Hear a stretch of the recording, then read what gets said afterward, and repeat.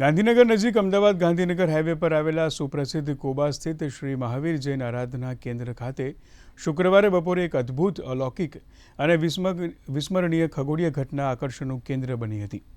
દર વર્ષની જેમ આ વર્ષે પણ 22 મેના રોજ બરાબર બપોરે 2:07 ભગવાન મહાવીર સ્વામીની પ્રતિમાના લલાટ પર સૂર્યના કિરણો સીધા પડતા જ દિવ્ય સૂર્ય તિલકનો નજારો સર્જાયો હતો। વર્ષમાં માત્ર એક જ વખત સર્જાતું આ અદ્ભુત દ્રશ્ય અંદાજે 5 મિનિટ સુધી જોવા મળ્યું હતું, જેને નિહાળવા માટે દેશ વિદેશથી હજારો ભાવિક ભક્તો તીર્થધામ ખાતે ઉમટી પડ્યા હતા। પ્રશાસન દ્વારા ભક્તોને આ અદ્ભુત ઘટના સરળતાથી નિહાળવા માટે ક્લોઝ સર્કિટ કેમેરા અને LED સ્ક્રીન સહિતની વિશેષ વ્યવસ્થાઓ ઊભી કરવામાં આવી હતી।